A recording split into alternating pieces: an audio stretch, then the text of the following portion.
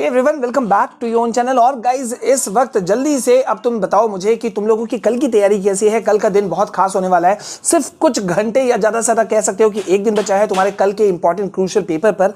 और भाई देखो, अब तुम यहाँ से समझ सकते हो कि तुम्हारा कितना प्रिपरेशन तैयार हुआ नहीं हुआ। अब जब तुम आखिरी चंद घंटे बचे हुए हैं ना, कुछ घंटे या कह लो एक दिन बचा हुआ है, तो तुम अब समझ पा रहे होगे कि तुमने क्या क्या तैयारी कर ली या क्या क्या तैयारी नहीं की। लेकिन वेट, मैं ये सब कुछ बात करने नहीं आया हूँ, क्योंकि ये तो कॉमन सी चीज़ है कि भाई इस वक्त अगर तुम अपना सिर पटक भी लोगे तो भी सारी चीज़ों को कंप्लीट नहीं कर सकते। ऑल्दो तुम में से ज़्यादातर स्टूडेंट्स अभी ये कोशिश कर रहे होंगे कि हर एक क्वेश्चन को कवर कर लें, हर एक टॉपिक को कवर कर लें, जितना ज़्यादा से ज़्यादा हो सके वो ग्रास्प कर लें। और जिसमें मैं कोई चीज़ गलत भी नहीं पाता हूँ यार। लास्ट मोमेंट कोशिश जो है ना, हर एक कोशिश जो है वो मील का पत्थर साबित हो जाती है। कई बार वो लास्ट मिनट की कोशिश तुम्हें कई सारे नंबर्स दे के भी चले जाती है, ठीक है। लेकिन इस वक्त अभी देखो, जो बहुत इंपॉर्टेंट चीज़ अभी हम बात करने वाले हैं वो बात करने वाले हैं कि भाई तुम्हें कल के पेपर को डील कैसे करना है, या आज रात को तुम कैसे डील करोगे और कल तक कैसे पहुंचोगे। तो देखो भाई, अब तुम्हें पता है कि तुम्हारा पेपर जो है वो ABC, तुम्हें पता है 3 सेक्शंस में बटा हुआ है। और मैं कुछ भी कह लूं, तुम्हारा अभी सबसे बड़ा फोकस जो जाएगा वो जाएगा लिटरेचर सेक्शन की तरफ, यानी कि सेक्शन C की तरफ।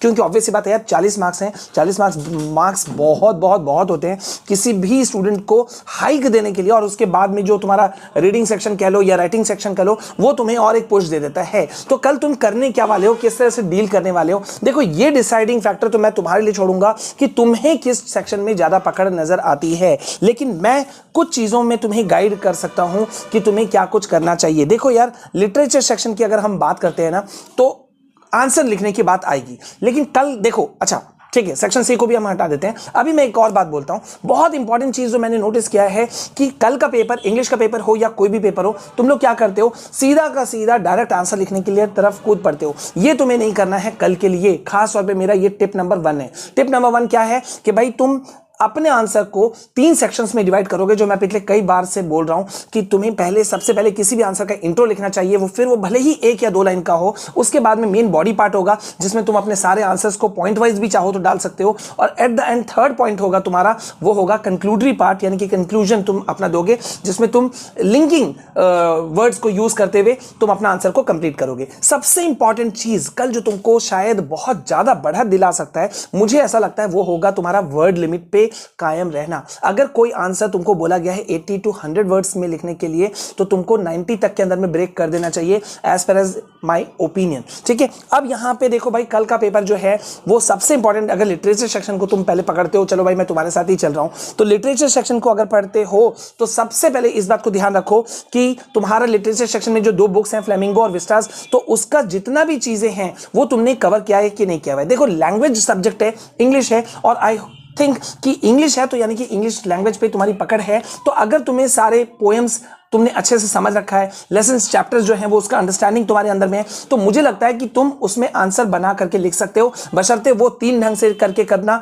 हर आंसर को, कि intro part, body part and concludory part. ये करते हुए करोगे तो तुम्हारे मार्क्स अच्छे आ जाएंगे। फिर तुम्हें ये भी ध्यान रखना है कि अगर हम पोएम्स की बात करें तो तुमने सारे कीवर्ड्स को या जो फ्रेजेस हैं, पॉइंटर्स हैं, वो उनको तुमने याद किया है कि नहीं किया है, पोएटिक डिवाइसेस को तुमने याद किया है कि नहीं किया है। और मोस्ट इंपॉर्टेंट चीज अगर मैं यहाँ पे बोलूँ, तो अगर तुमने प्रीवियस ईयर क्वेश्चंस को थोड़ा बहुत देखा हुआ है, तो ये कल के लिए तुम्हारा बहुत ज्यादा हेल्पफुल साबित हो जाएगा, ठीक है। अच्छा, यहाँ पे देखो, मैं एक और बात, बहुत इंपॉर्टेंट टिप दे रहा हूँ कि कल जब तुम अपना आंसर लिखोगे ना, तो आंसर लिखते वक्त में हर एक आंसर में कीवर्ड्स या की पॉइंटर्स जो है ना, उसको जरूर यूज करना और उसको हाईलाइट भी करना, अंडरलाइन भी साथ साथ करते जाना। ये बिल्कुल गलती मत करना कि यार मैं आकर के कर लूंगा, बाद में कर लूंगा, वो कभी नहीं होने वाला। अब हम बात करते हैं राइटिंग सेक्शन की तरफ। राइटिंग सेक्शन में सबसे इंपॉर्टेंट चीज जो होने वाला है वो होने वाला है फॉर्मेट। अगर तुमने करेक्ट फॉर्मेट को यूज किया है तो निश्चित जान जाओ कि तुमको मार्क्स पूरे मिल जाने वाले हैं। लेकिन वेट, फॉर्मेट अकेले होने से नहीं होता है, तुम्हारा जो अंदर का कंटेंट होता है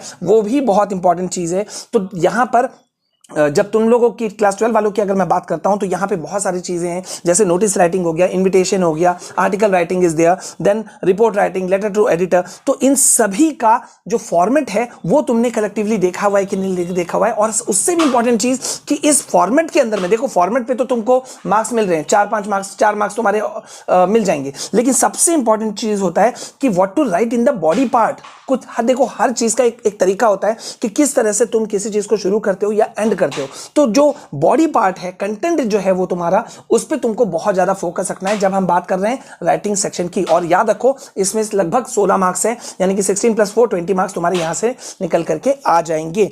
अब यहां पर आते हैं सेक्शन ए वाला, यानी कि रीडिंग सेक्शन, जिसमें भी तुमको 20 मार्क्स मिलने वाले हैं। यहां पे देखो अनसीन पैसेज को लेकर के बहुत सारा हवा बना हुआ है, लेकिन मैंने पहले भी कहा है, कल भी मैंने एक अनसीन पैसेज का एक वीडियो दिया था, उम्मीद है उसे नहीं देखा तो देख लेना, ठीक है। अब यहां पे देखो अनसीन पैसेज की जब बात करें तो मैं तुमको बहुत एक इंपॉर्टेंट टिप दे रहा हूं। सबसे पहले क्वेश्चंस को उड़ती नजर में एक बार जरूर देखना, और देखने के बाद में सीधा तुम पैसेज में जाना। उस पर भी एक चीज का ध्यान रखो, तुम सैंपल पेपर वाला जो सीबीएसई ने लॉन्च किया था सैंपल पेपर, उसको देख लो या प्रैक्टिस पेपर को देख लो, एडिशनल क्वेश्चंस जो सीबीएसई ने दिया था तुमको। अगर दोनों को ही अगर तुम देखते हो ना, तो एक चीज कॉमन मिलेगा, क्या कि जो अनसीन पैसेज के अंदर में जो अर्ली क्वेश्चंस होते हैं ना, क्वेश्चन नंबर 1 2 3 जो भी होंगे एक पैसेज के अंदर में, तो वो क्वेश्चन का आंसर ना स्टार्टिंग में ही तुमको मिल जाता है। यानी कि क्वेश्चन नंबर 1 जो होगा अनसीन पैसेज का, वो पैराग्राफ 1 के अंदर में मिल जाएगा। हो सकता है क्वेश्चन नंबर 2 भी पैराग्राफ नंबर 1 की तरफ मिल जाए। तो मतलब तुमको इस बात का ध्यान रखना है, क्वेश्चन पढ़ लो, पैसेज पढ़ना शुरू करो, पैसेज पढ़ते वक्त में उड़ते नजर से देखो कि हाँ भाई क्या क्या चीजें हैं। अगर कहीं कोई हार्ड वर्ड, डिफिकल्ट वर्ड मिलता है तो पैनिक नहीं होना, उस वर्ड को छोड़ दो, और उसके बाद में सिर्फ और सिर्फ एक चीज पे ध्यान रखो कि यार मेरा जो आंसर है वो हर जगह पे मिलता जाएगा। यानी कि अगर एक अनसीन पैसेज के अंदर में 5-6 क्वेश्चन जो भी हैं, तो वो उस पैसेज के अंदर में सीरियली तुमको मिलते जाएंगे। तुमको आइडिया भी होगा कि पहला पैसेज का पहला क्वेश्चन का आंसर पहला पैराग्राफ के अंदर है, दूसरा क्वेश्चन का आंसर दूसरे पैराग्राफ के अंदर है। तो इस तरह से जब तुम लेके चलोगे ना, तो तुमको बहुत ज्यादा फायदा मिलेगा। अच्छा, जहां तक हम तुम्हारा बात कर रहे हैं कि प्रेजेंटेशन की, तो प्रेजेंटेशन, आंसर प्रेजेंटेशन में तुमको सबसे ज्यादा जो फोकस रखना है वो रखना है कि तुम्हारा हैंडराइटिंग बिल्कुल नीट एंड क्लीन हो, ठीक है।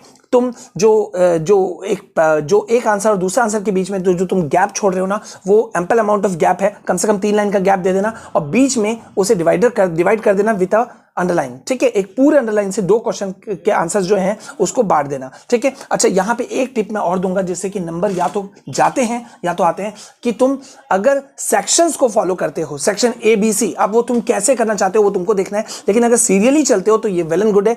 लेकिन ऐसा मैंने नहीं कहा कि सेक्शन ए उसके बाद में बी के बाद सी, ऐसा जरूरी नहीं है। सेक्शन सी को तुमने अगर पहले किया तो सेक्शन सी के अंदर वाले सारे क्वेश्चंस कर लेना सीरियली, देन सेक्शन बी या ए में इस तरह से करके जाना, ठीक है। तो अब जो बचे खुचे दिन है ना, मतलब समय बचा है कुछ घंटे, उसमें तुम्हें बस मैं ये कहूंगा कि शांत रहो, अपने आप को कीप योरसेल्फ मोटिवेटेड, और कल जब जाओगे तो ये सोच के जाओ कि मुझे अपना 110% दे करके आना है। और देखो जब वो तुम दे कर आओगे ना, तो तुम स्कोर भी करोगे, ठीक है। So I wish you all the very best कि कल तुम स्कोर करके आओ, और कल हम दोनों साथ बैठ करके पेपर एनालिसिस करेंगे कि तुमने कितने झंडे गाड़ दिए, ठीक है। अभी के लिए बस इतना। All the very best for your tomorrow's examination.